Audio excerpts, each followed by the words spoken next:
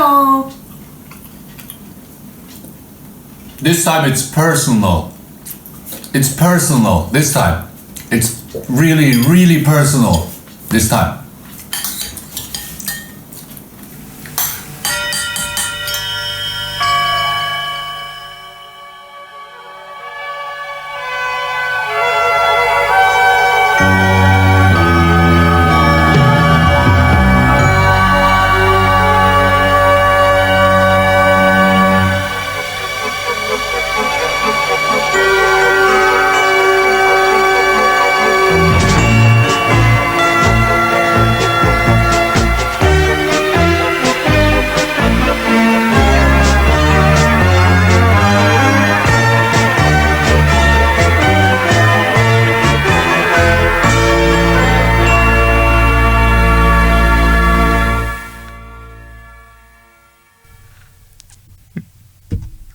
Hello and welcome to the WakeUp show.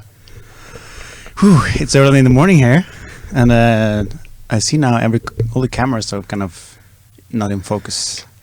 But we have a guest tonight, and we are back in studio, ready for some new fun. And here is our Patreon account. Your support matters. Without your support, we cannot do this. So. And thank you for all the patrons that have already started joining us. It means so much. It means that we are able to do this, and this is what we want to do. So, yes, today we're getting personal.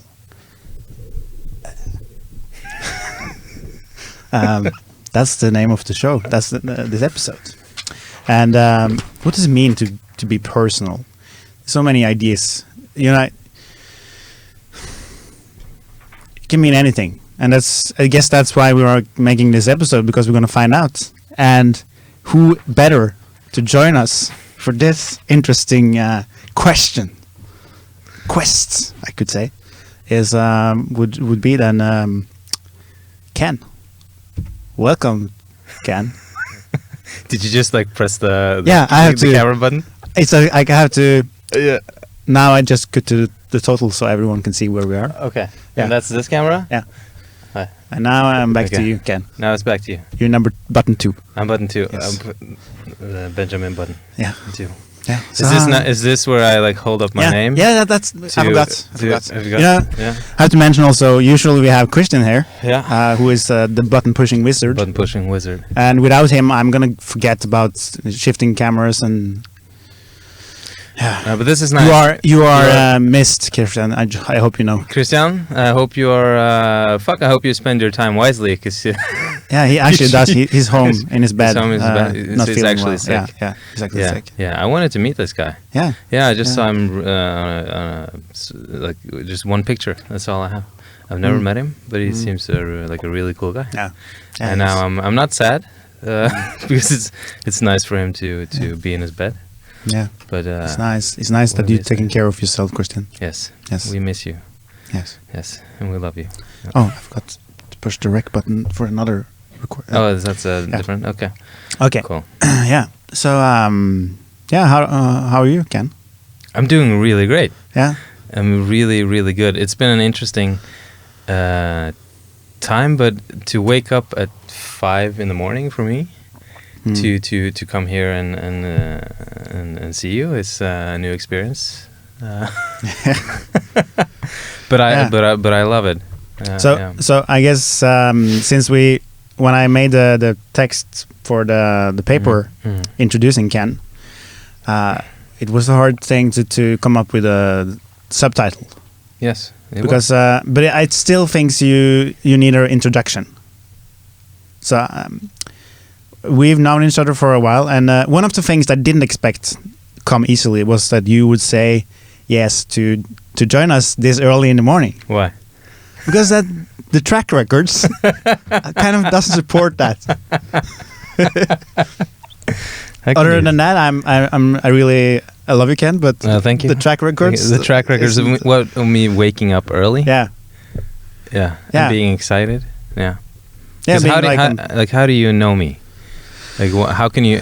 Do you have how can you say that with confidence, like you. That, well, you are a person who, I would say, you know, I can always say all these things in a sarcastic way, but if I look for the positive, which is a good thing. You're one of my friends that keeps reminding me of what actually matters.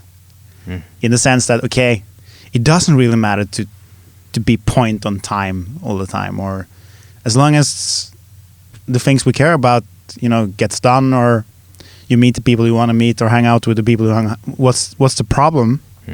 So in that regard, that's is a good thing. So the track record in that sense is that, you know, the first memory that comes to mind that to our guests would say a lot about you is that we were working at an event once, and I was doing video, the video producing, and you were doing audio. Right. And it was probably like still an hour till it started or something, or maybe 5 minutes. I don't know.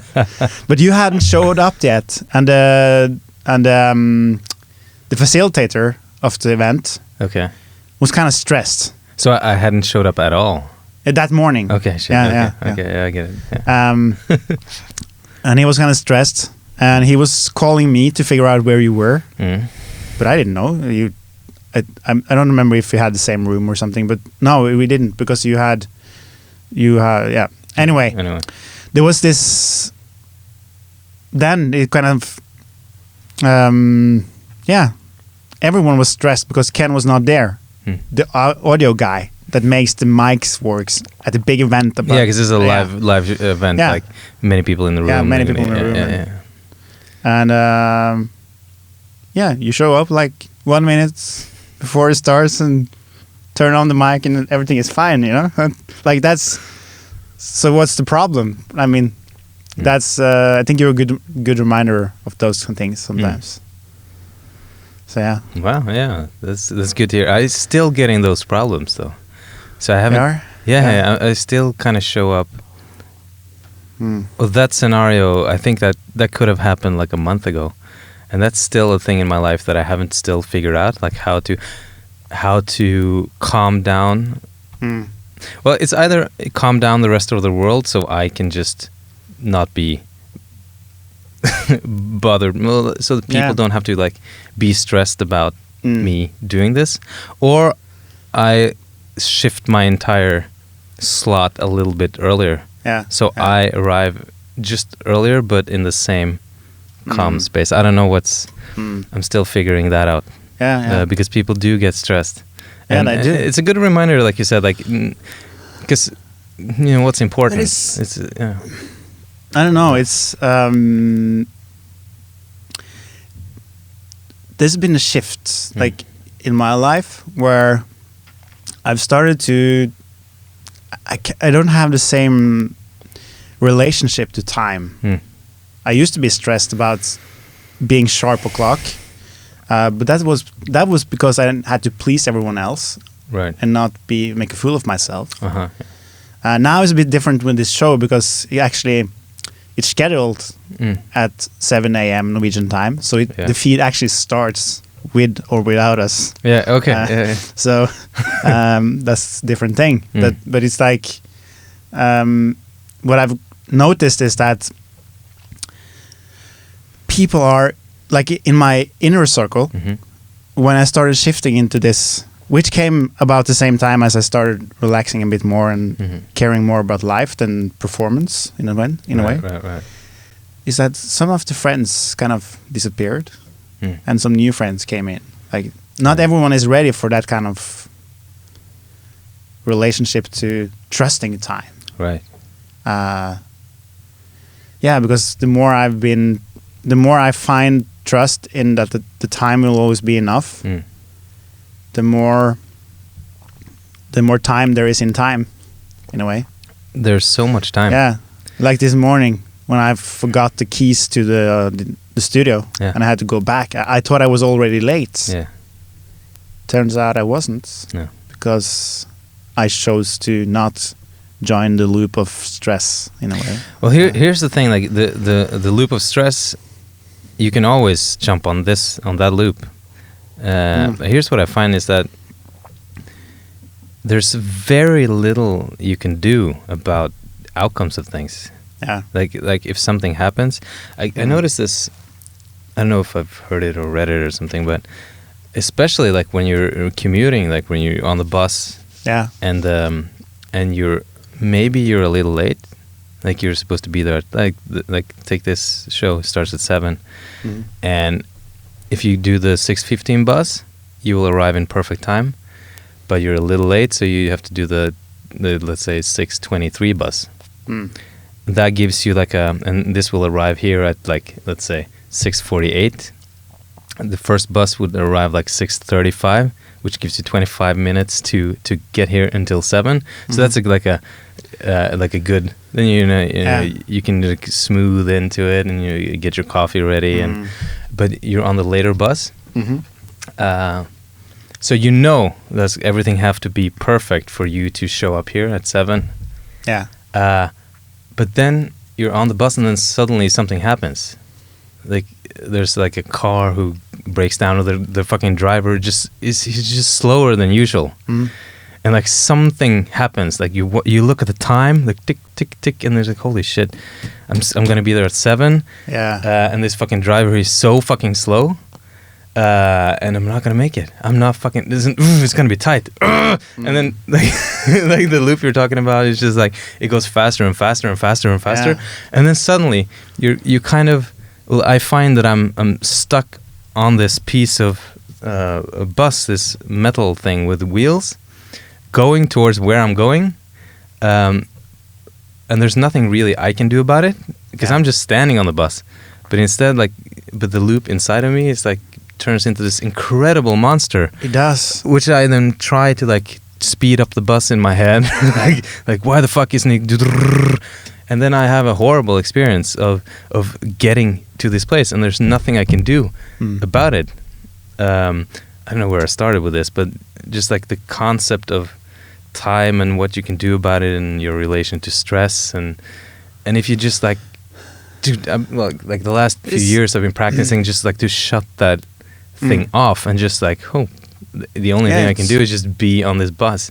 And if I'm on this bus, then suddenly I just like start thinking about cool stuff, and then I have the best time ever. Yeah. Kind of. And then I show up when I show up. Usually it ends up being on time. Yeah. Yeah, that's the magical thing about it. That's the thing. Usually it actually and I had a good time. Isn't the problem. Yes. And also what I noticed is that if I trust time, sometimes I get late, but if I don't make a fuss about it, like if let's say I'm gonna meet you at 10 p.m. Yes. Or maybe not the best example since we just talked about this. Yes. But anyway, so normal person.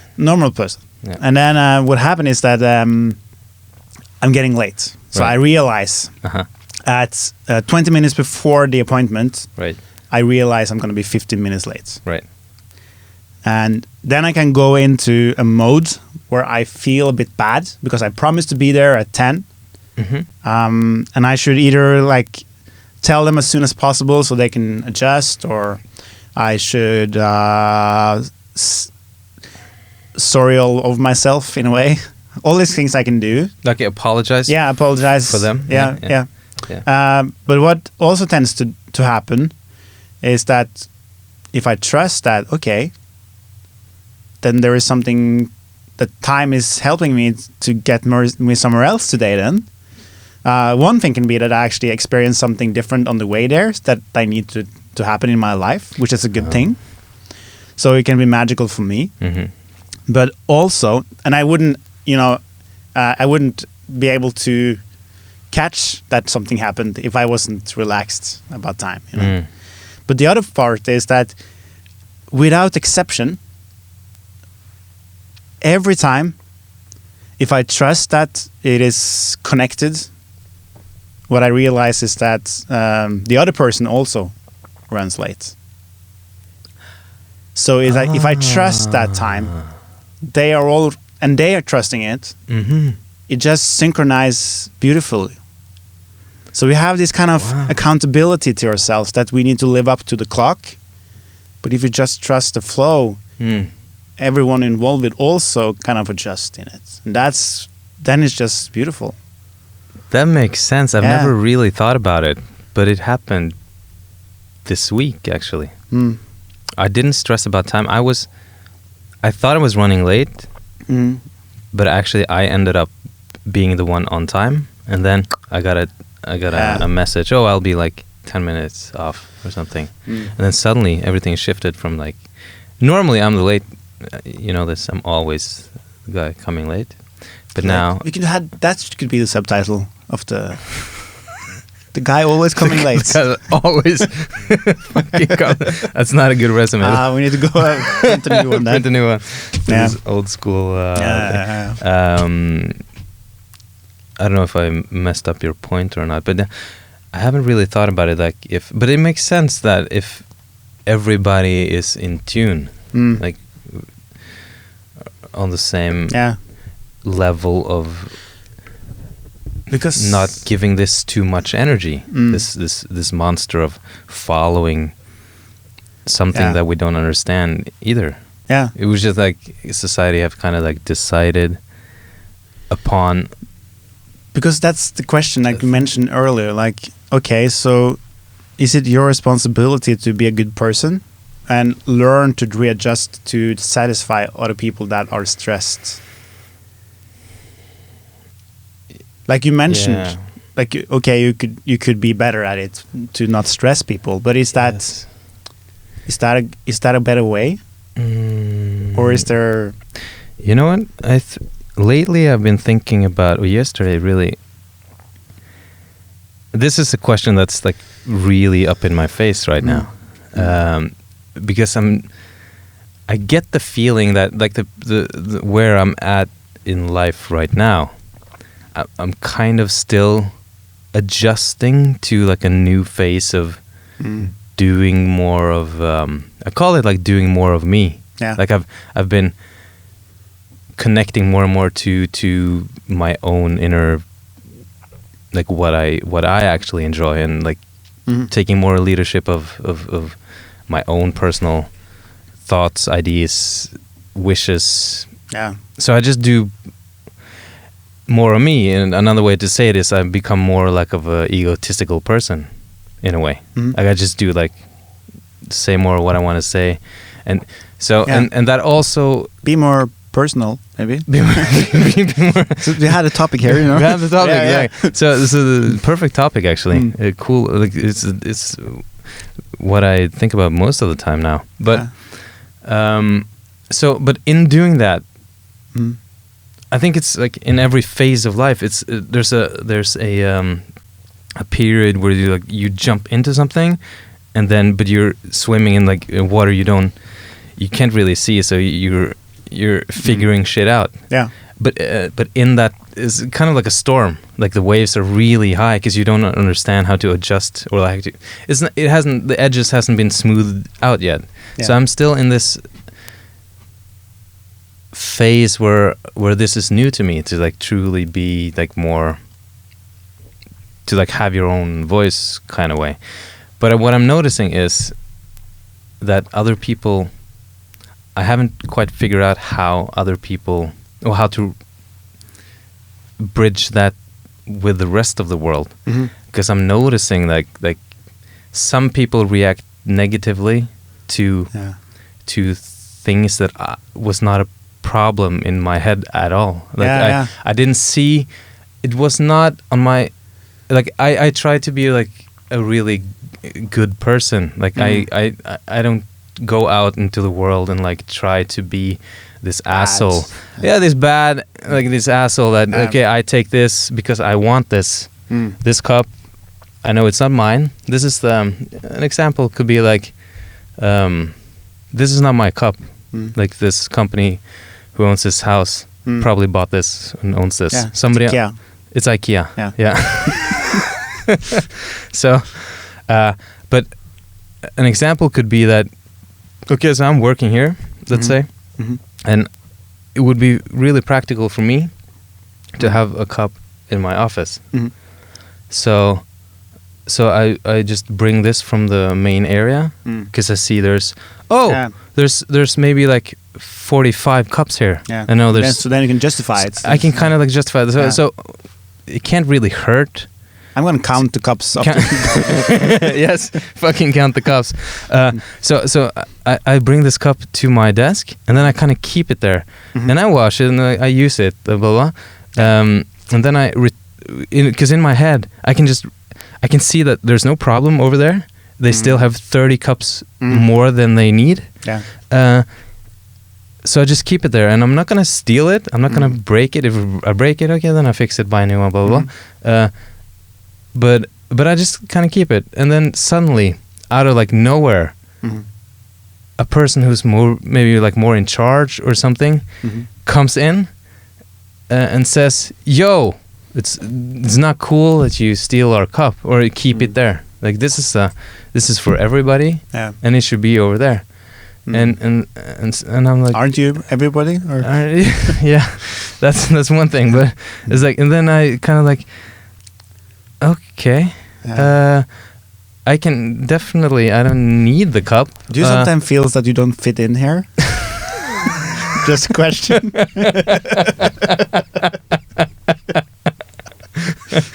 Because it seems like silence. It seems like there's a lot of rules to this planet. There's a lot of rules, but what I was yes. But maybe I'm tracking somewhere else now, so you can. No. We keep that thought. What I'm getting at now, or what I'm exploring. I think I'm on the way to explore this. Is like maybe what I really want is to learn how to dance better with the non-dancers. Maybe I don't want to call them the non-dancers. Okay. Maybe it's just that I haven't learned all the steps yet for me, because I want to. I think you can. Yes. Can I paint a picture? Speak with your face. Because we have a schedule actually, but I want to paint this picture. The schedule. I want to paint this picture. Okay, there's a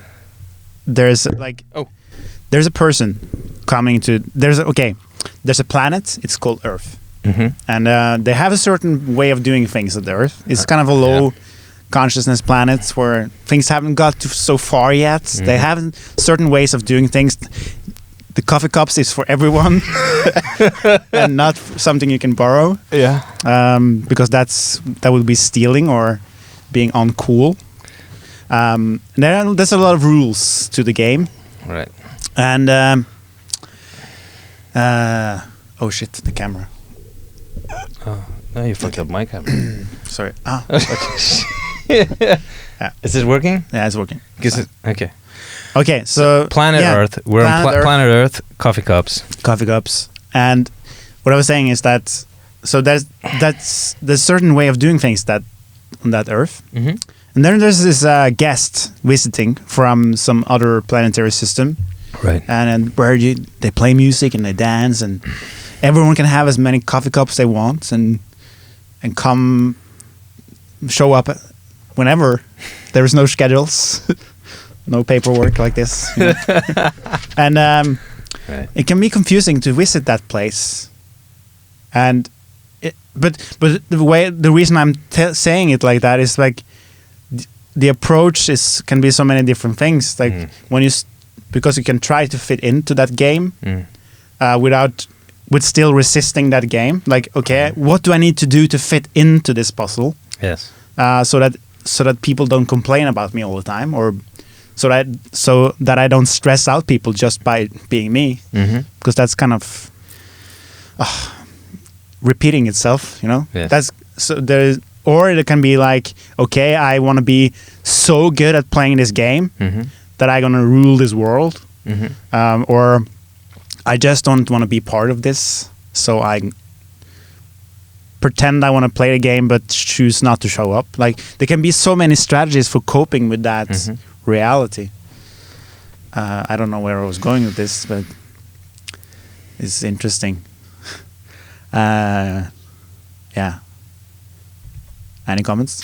I love that you were just like, shit, I don't have anything more to say. Let me just press the button. Yeah. And like move the focus. Now the camera is fucked up again. Yes. Okay, we're gonna run a video now, so we can fix the cameras while you watch. Yes. Our wizard Magnus talking about something interesting, which is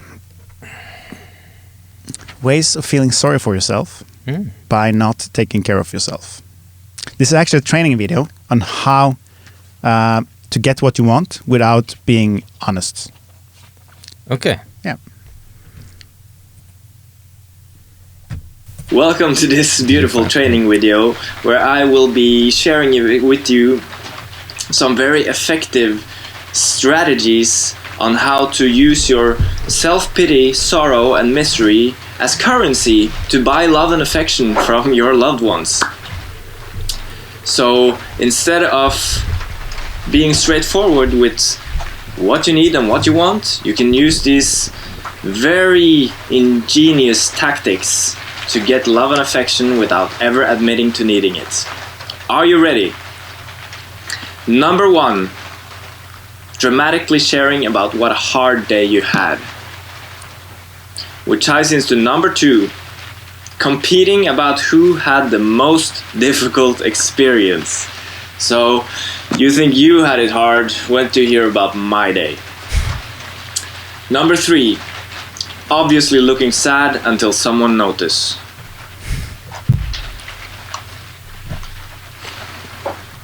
Number 4, repetitively expressing how tired you are and how badly you slept. And of course all the reasons why that is. Number 5, elaborate on bodily aches and pains. Oh, my back hurts. My back hurts. Number 6, complaining how other people don't care about the really important things, which of course implies that you do. It's a great way to get that across and to be praised for caring about the really important things. Number 7, I think, insisting you are fine while obviously gesturing that you are not fine at all.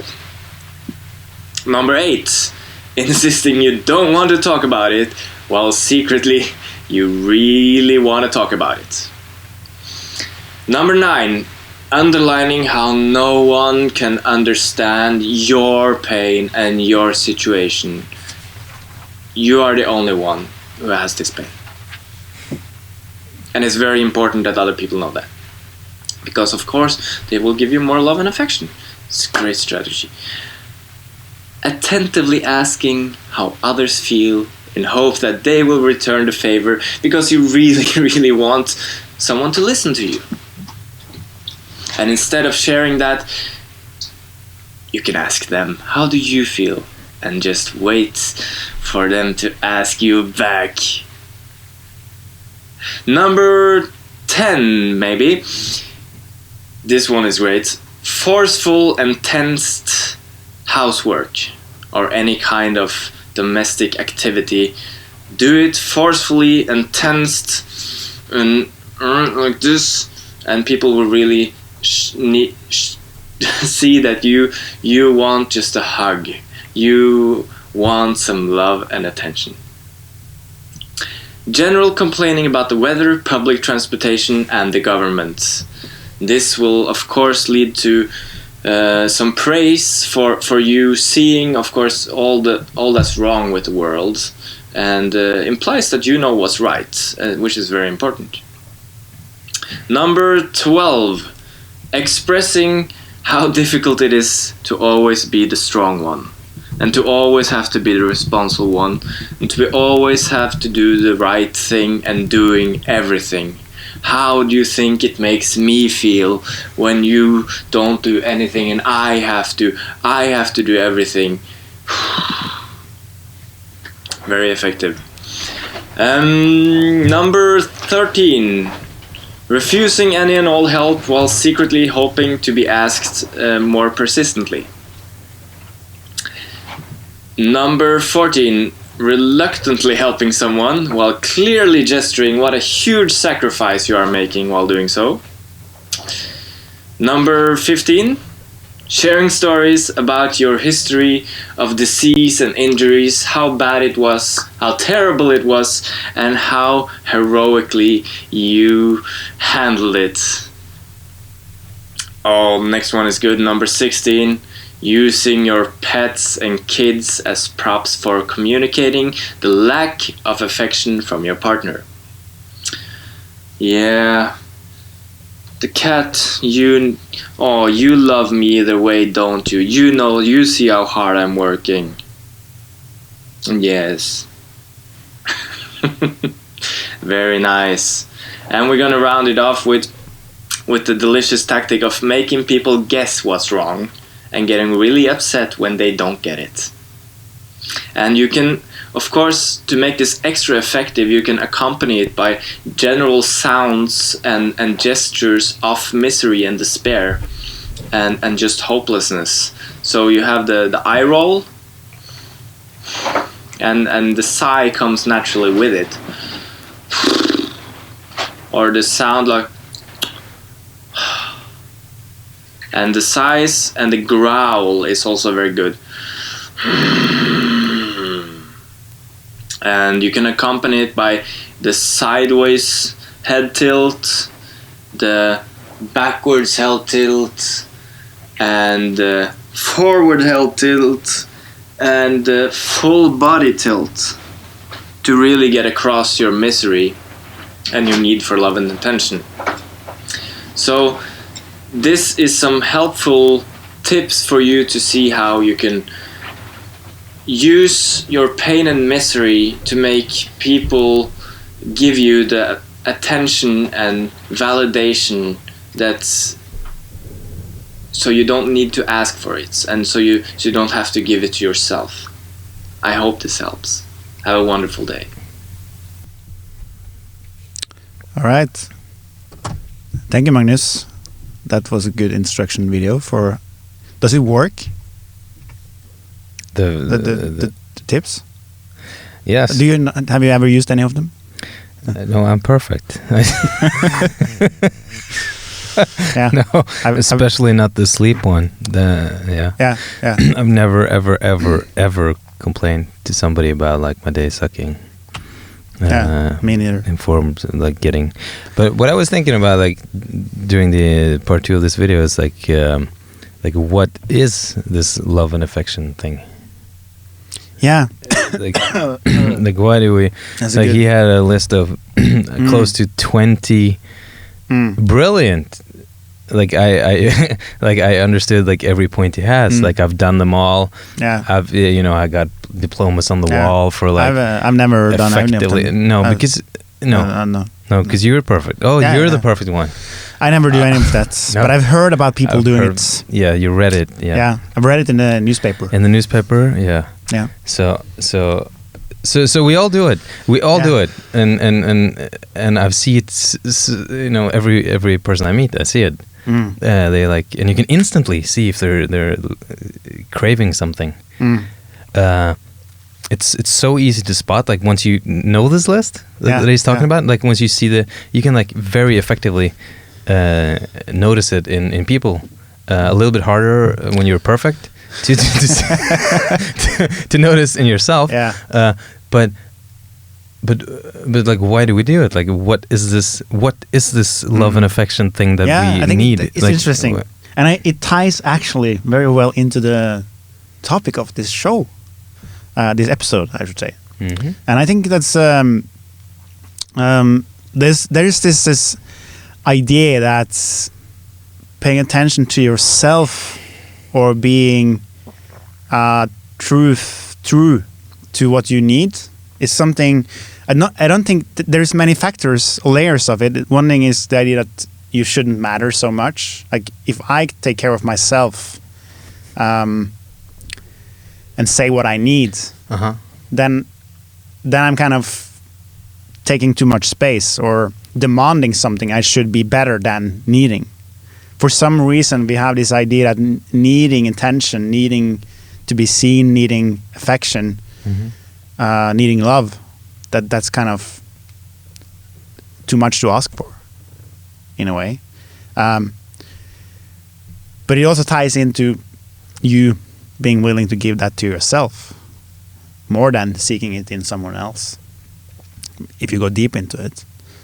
And when I was thinking about getting personal, I also think about this realization that's happening on the way, is that on the way of discovering more, like you were talking about finding yourself or something, I think, earlier.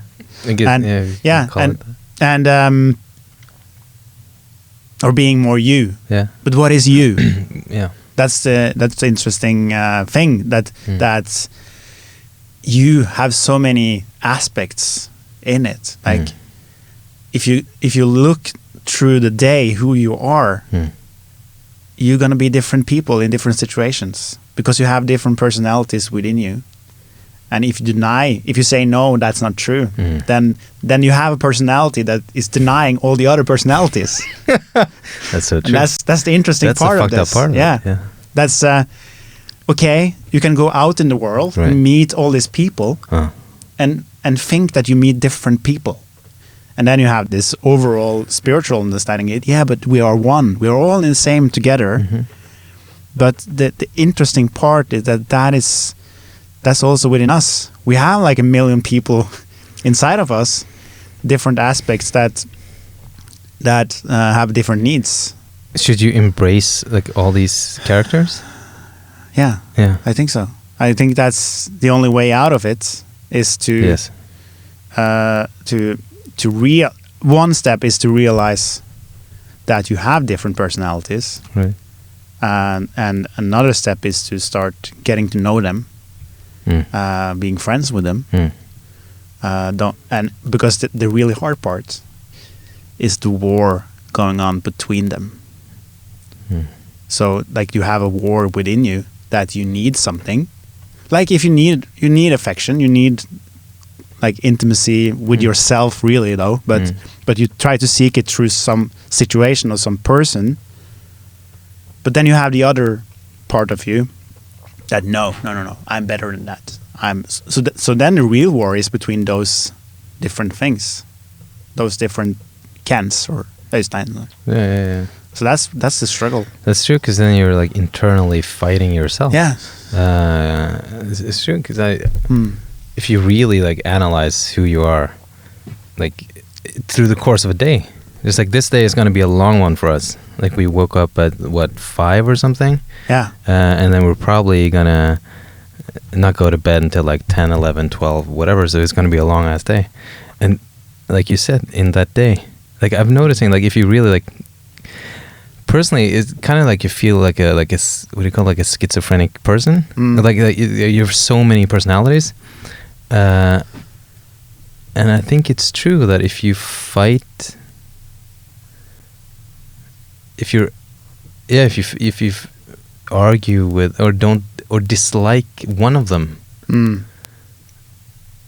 then how can you ever, like you talked about, you have to give yourself more love, like and that's a concept that nobody understands. Yeah, that's good luck explaining that. Yeah, that's the fucked up part. Yeah, just love yourself. What the fuck does that mean? to love myself? And what's your explanation? If you try to explain what that means to you right now.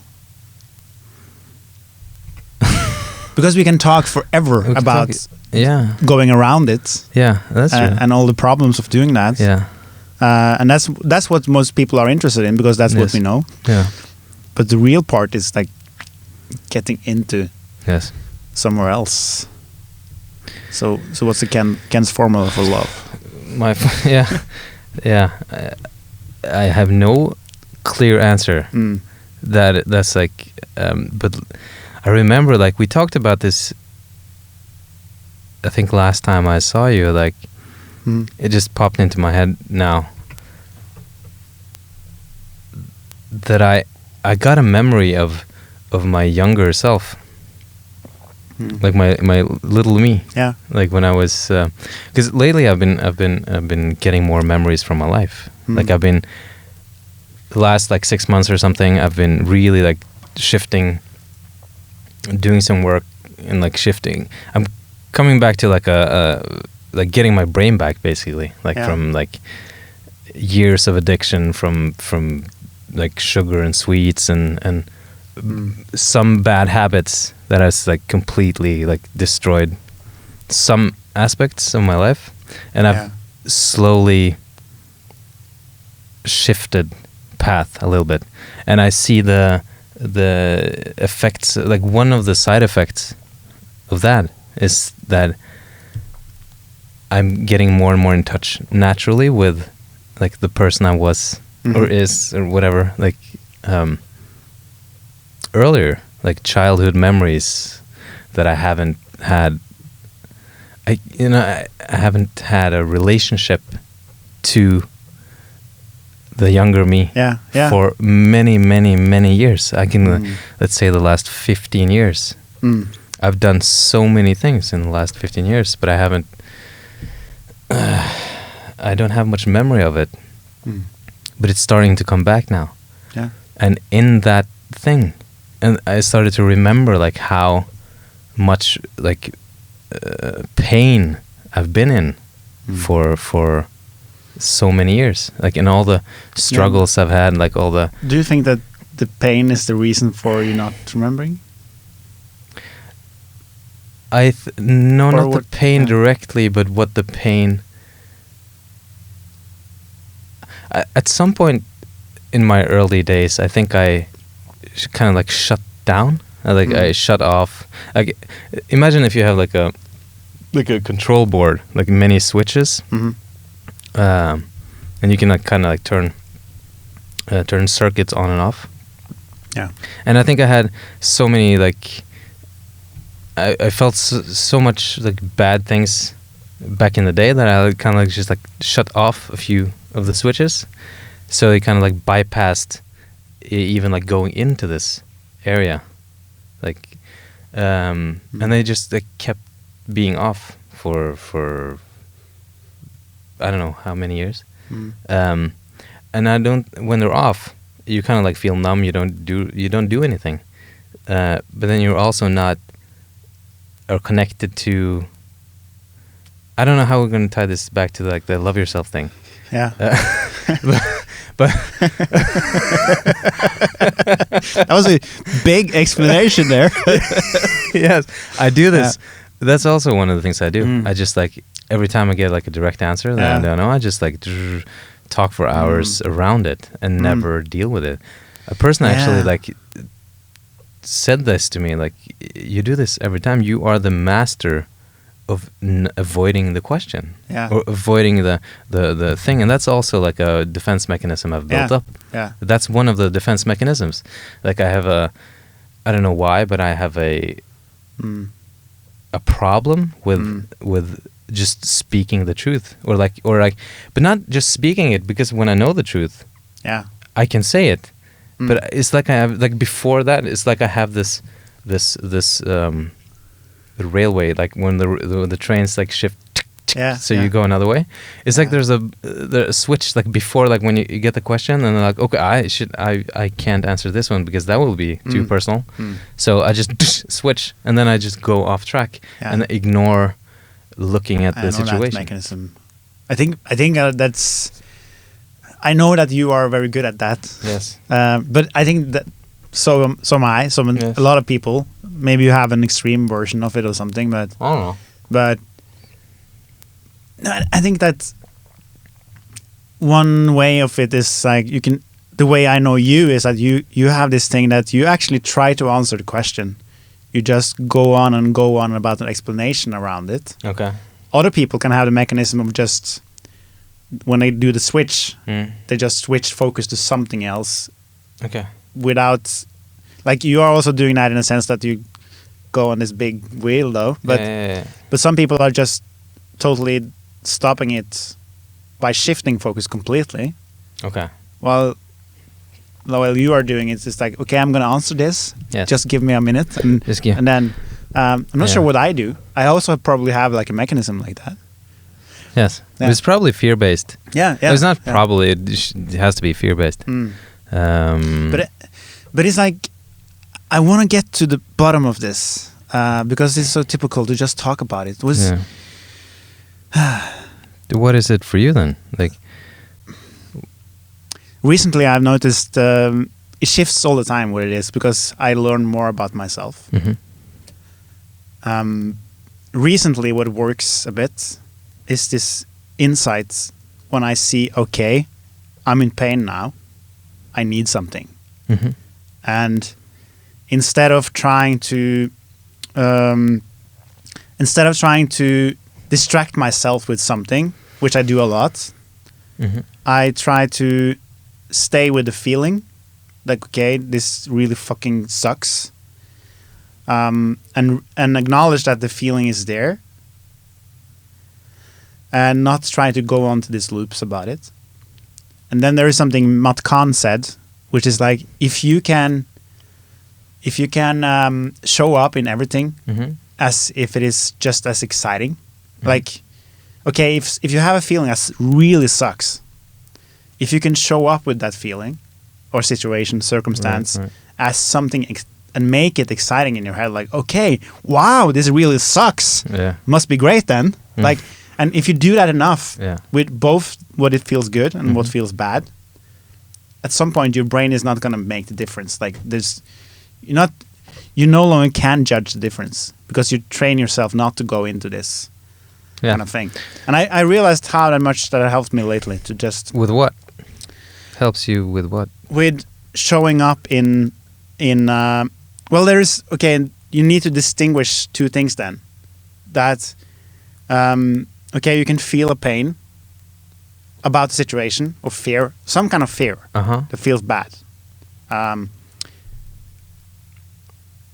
then you can make stories and thoughts about that to kind of make it grow bigger. If you feed it with thinking, it grows. You know? So if I not feed it and I decide that it is something good or something that is growing, then something helping me, evolving, then the state shifts into something, just releasing. But it's still just an explanation. Like, to going to the point of this is like, okay, that's my explanation right now. It means something to me. To you or someone else might be just words, you know? That's the fucked up thing. Why are we even making this show? It's like, we're never going to find an answer.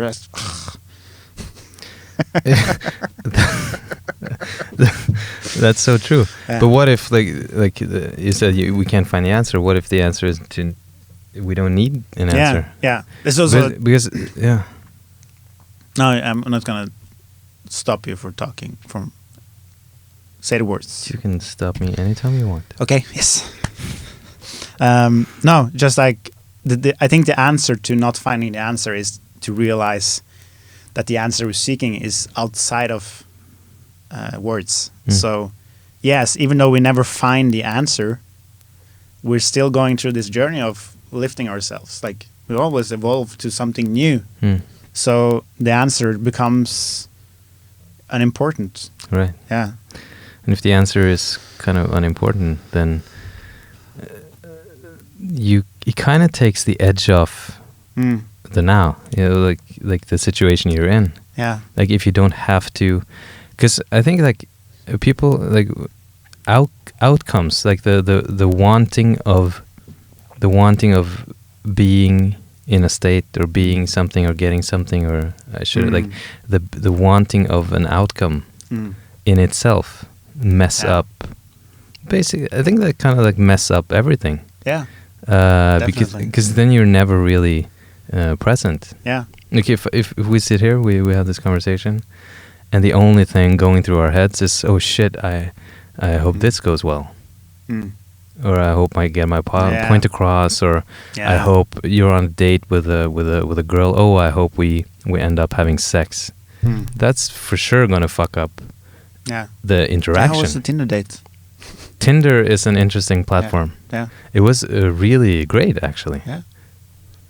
It was a nice experience. Yeah. Like fantastic girl. Yeah. No, 3, 4, I don't know. Yeah. last time we met. No, that was she was amazing. Yeah. It was nice. Yeah, but also because of the same thing.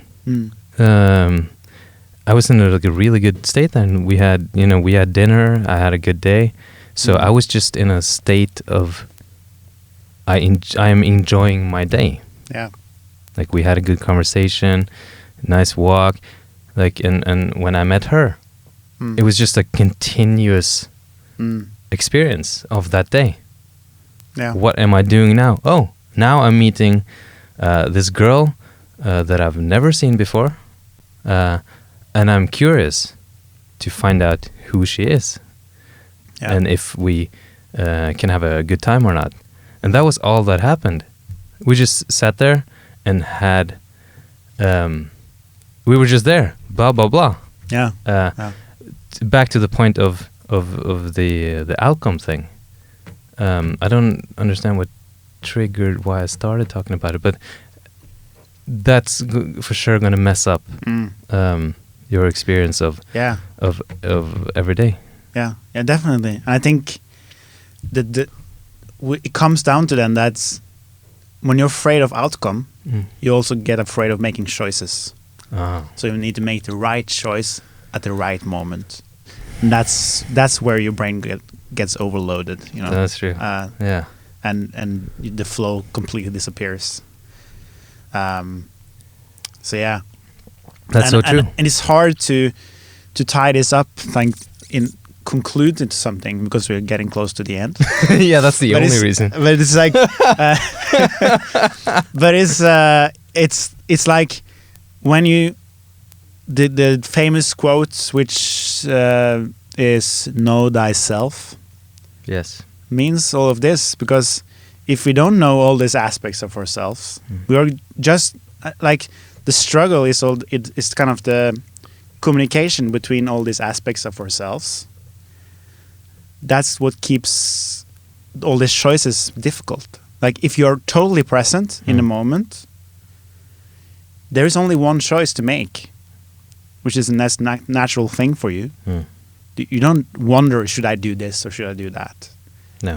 It comes natural, like, oh, I want to do this. But when we are getting into our head, we have to have this board meeting, That's fucking true. Yeah, with all our aspects of ourselves.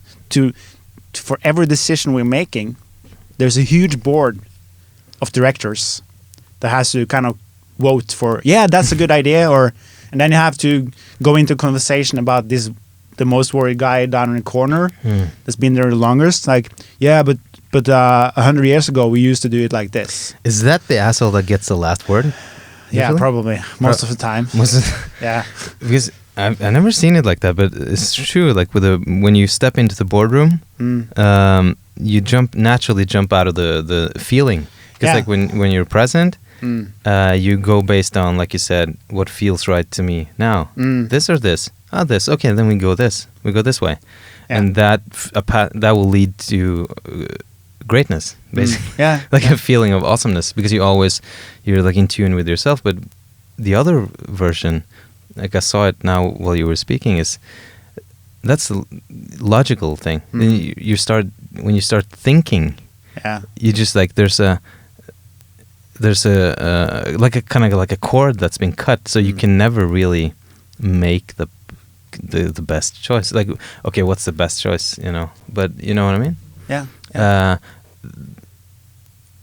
And because it's no matter. That's what. Just imagine this: that okay, you're on a date. Yes. Your Tinder date. Yes. And you're listening to what she's saying. You're sitting across the table. Yes. And she's talking about something. Yes. And if you're in your head, it's like you're not listening. Right. You just kind of, what is she saying? Yes. So you can take that and write it down on a paper, take it up to the boardroom, and then tell everyone in the board meeting, this is what she said. Yeah. What should I do? And then this other guy is like, but we did some research before we came. She's probably interested in this or that. We're not sure which, but probably one of them. Right. So if you kind of fish for a bit to check which one, and then come back to us later for a new meeting, and then we can go on from there. And I can go on from this forever, all kind of stories in the board meeting, but you're not there. Yeah. You're just fucking trying to figure it out without being inside life, you know. That's so true. Like you said, the key to a good conversation is just put the phones away and listen to what the other person is actually saying, and only respond to that. Like a guy I met just said, like, the only thing you need to do is respond to what just happened, like in the conversation. What did the person say? How did it make you feel? And answer that, or be curious about like what the person just said. It's funny that you're saying this because I totally lost track. I totally lost my presence because I was fixing something on the screen here. Right. So that kind of proves the point, I guess. That is that is the perfect. That's a perfect point to it. Yeah. And the most. This is what I've noticed in the last few weeks or so. Yeah. Is that the more I spend my life doing what you just did. Yeah. Shifting my focus into something that's not important to the thing we're doing. Yeah. My life quality just plummets. Yeah, it makes sense. It goes so far down the drain. Yeah. I bought a phone. That's the biggest thing in my life. I bought a phone for 299 kroners and no case. Is it smart back or to unsmart? Fucking, it's the smartest guy in the room, but it's so unsmart. Yeah. It has like it's the old Nokia. It's got the snake thing and no smartphone. Nice. Like I'm noticing, like the less smartphone it's in my life, the better my life is. Yeah. I actually like I can spot now the quality of my days. Yeah. Because I haven't trained this muscle strong enough yet. It's like, but the less my smartphone is physically on, like I turn it off now because I bought the new phone, so I have like I still want to be connected to the world, so I bought something called like a twin SIM card or something. So when people call, it's the same thing. So when people call, they both of them can call, and then I get the text from both of them.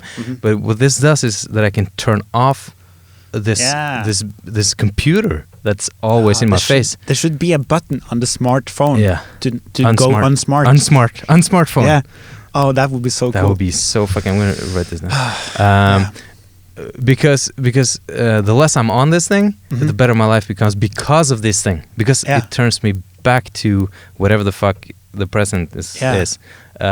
Because there's nothing I can do. Because I'm such a at this point in my life, I'm such a weak person when it comes to gateways to distractions. Yeah. So the Instagram, the Twitter, I don't use the Twitter, but you know, all these things, just internet, whatever. Yeah.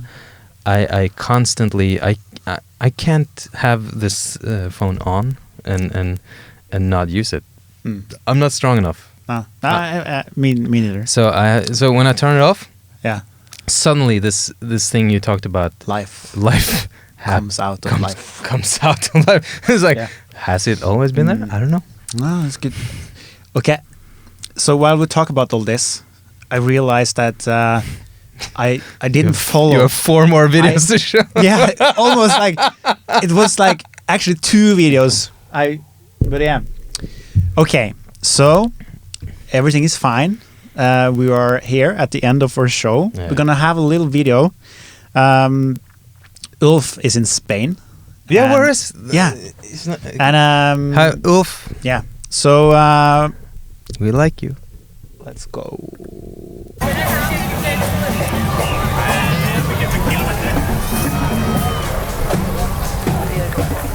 Look at all these people.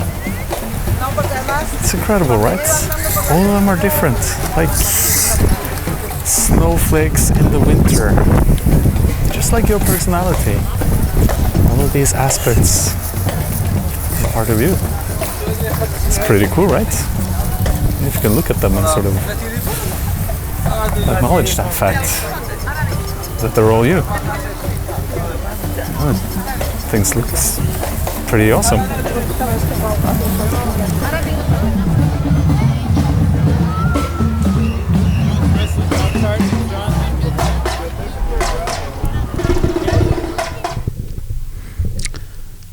All right. That's what we all actually talked about, I would say. So it fits good to earlier in the show. Yeah. Hello, Ulf. I'm glad you're watching. We miss you. Oh, yeah. Is he here now? He is here online. Live on the go. Ulf, my man. I can't see you, but I feel you. Yes. Okay, so while I'm going to find the last video, yes, you can entertain the audience again. So I'm gonna entertain. Yeah. So tell us something. Tell us something. Yeah. Okay. I don't know what to say, but I was supposed to bring a guitar today. Øystein wanted me to play a song for everybody to listen to, but I didn't, and I was supposed to do it, and I will do it next time, I guess. I'm still no. What are you doing actually, Øystein? Now? Yeah. We are. What I'm doing? Yeah. Yeah. I'm doing this. Hi, fellas. So, I've been, as you all know, searching the internet far and wide to find, well, the weekly quotes, and I do believe that this time around I've found the perfect one. So let me just, this piece of paper, ready, fellas? Wrap this. Okay, here we go. If you want to make the world a better place, take a look at yourself and then make the change. It's Michael Jackson. Well, that's something to. Well, that's something to sort of aim for, right? Yeah. Thanks, guys.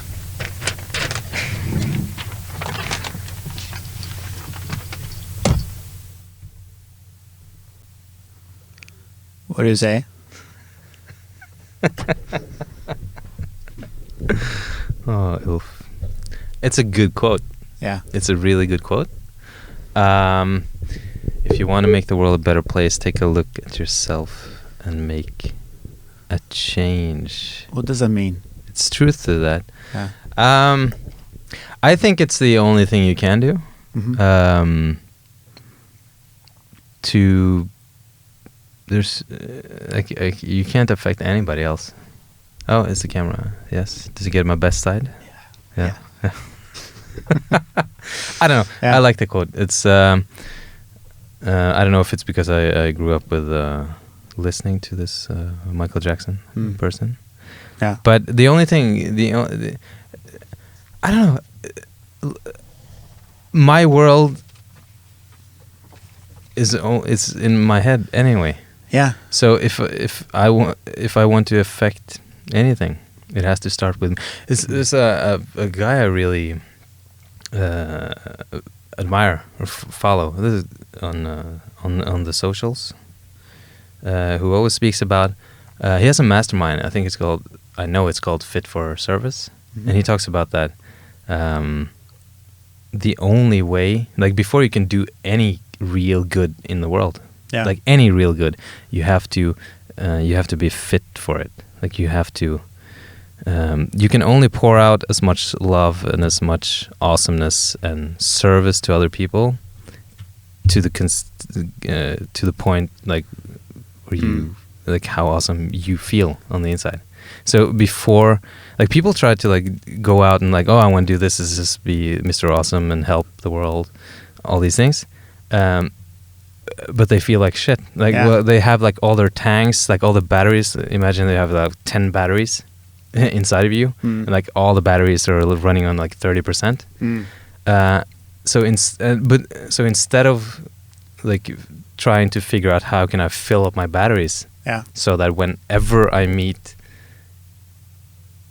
anybody in the world, I meet them like as a rock star. like all my tanks are fucking full. So I just pour out awesome energy, and I'm resourceful. I know how to get things. I can like communicate. I can spread love, and I can actually help. So he talks about being fit for service, like emotionally, physically, like your brain is working, like you know. Then you tap into the self-love thing that kind of naturally happens when you have your tanks are full. And then you can actually make a dent in the universe, like people say, because then you have something to offer.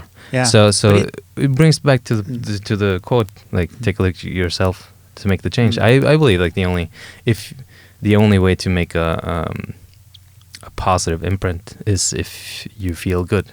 Yeah, that makes sense. And for me, I can only speak for myself in that regard. That because. When you talk about that, it can easily become this kind of idea that I'm not ready to do anything good. No. I should wait. But I get what you're saying. And for me, when it started, as you know, because I know you from personal development, I wanted to be a speaker, and I wanted to change the world. And I had all these ideas of how to do that I've got from other people. But I didn't have an experience myself, and it came out of this desperation that I wanted to give something so deeply to the world, but I didn't have anything to give because I didn't connect to myself. Right. So I think also if you look at the bigger picture, like yes, it's true that all kind of charity work and all kind of this on all the scales, like everything that helps the world. It is true that to some extent it helps the world. But the more you have worked on yourself, the more you actually are coming from love and not from desperation to change. Because that's desperation. Like if you from a desperate place could feed every mouth in the world, so there was no hunger, it still would recreate the same scenario because it was coming from the same energy of stress, So it wouldn't really change. But if you are changing yourself, you come from a peaceful place, and then you actually affect people in a different way. So they also change or getting inspired to change. They will, because the energy is different. Yeah. And it's so interesting you say that. I see that a lot these days. That it's that. Many people that really want, like really preach, I want, you should do this, I want to help people, I want to do all these things. They are usually the ones who has not seen this or done much work on themselves, or they don't really feel that good. So they kind of like believe this model of, if I just like help enough people. I don't think they see it themselves. It's an outer kind of, if they might have done a lot of work, but it's more on an outer level. Like well, you can do work until you die, but if you don't get insights, or like if it doesn't, I don't know. We can like talk hours on this topic. And we're actually 9 minutes over time, so we need to come to like an end. So. But this is the end, my only friend, the end. Yes. Yeah. Do you have what would be your kind of last words on this, Ken? My last words? Yes. There should be more music in life. That's my last words. Yeah. Are you willing to change to do it? To make a change, to look in the mirror. Yeah, are you willing to be that change that brings more music into the world? You know what? Without falling into the trap of like believing that I need to do that, I'm gonna say that I think it's a fucked up word, but I want more music in my life. Yeah. So I think the correct answer would be yes. Would be or is? Oh. Yeah, that's why you're the host of this show. Well, yes. But I'm going to do it for me. I'm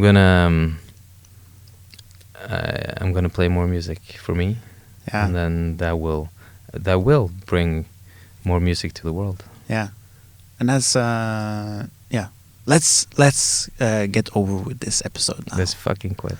But yeah, so my last words is like I'm gonna continue Ken's last words, which is like it is so that maybe the biggest trap of all is this. And that's why you can watch this show and everything me and Ulf's talking about, and you can look at it as something really weird, because it's kind of a mix between religion and in individuality, like an ego trip of, oh, I'm gonna do all these things to feel better. But that's why the quote is the perfect quote, because if you are not doing things for you, if you are not loving what you do, you don't have anything to give. So the kind of the idea that you have to be good for other people, it doesn't add up if you look at the bigger picture. You have to do things for you. You have to make things to make yourself happy, not to get approval or to hold someone else over the surface. It doesn't work. So that's my yeah. And it's no, you're saying something, Ken? No, it's just really good. It brought me back to what I was going to say about the stuff you said about the stuff you said. Is that the people who actually affect people, and make that change, is the people that choose themselves, naturally choose themselves, and just do. They're just fucking happy, and they're just good. They don't. Those are the people that truly affect people. Yeah. And that's what I'm noticing. And that's why we can say that you are the most important person in your reality, and still talk about God and universe and everything, because you are the most important person in your reality. Might be the only one. Yeah. So here it is. Make sure to visit patreon.com/thewakeupshow and support us. Fucking throw some money at this. Yeah. Because we like to do this. Where the money at? We love to have you on board. And thank you for an amazing episode. We are a few minutes over, but it was good. Thank you for being on the show, Ken. Thank you for having me. Yeah. It was fun. You can wave now. No. Can I smile? Yes. Na zdrowie.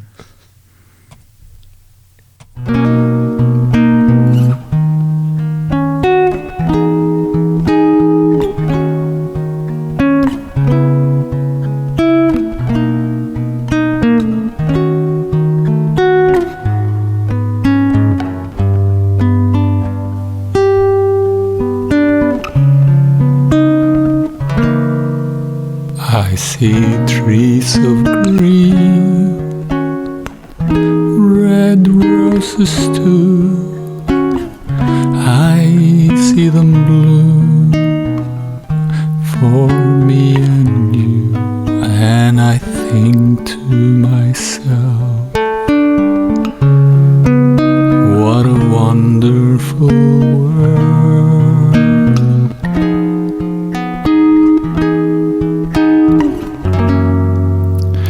See skies of blue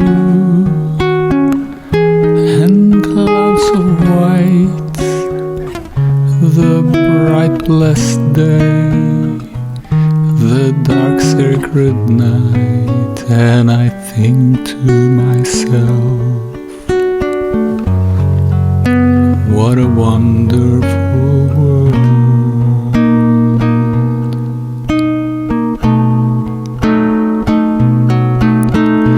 Colors of the rainbow, so pretty in the sky, are also on the faces of people going by. I see friends shaking hands, say, how do you do? They're really saying, I love you. I hear babies cry,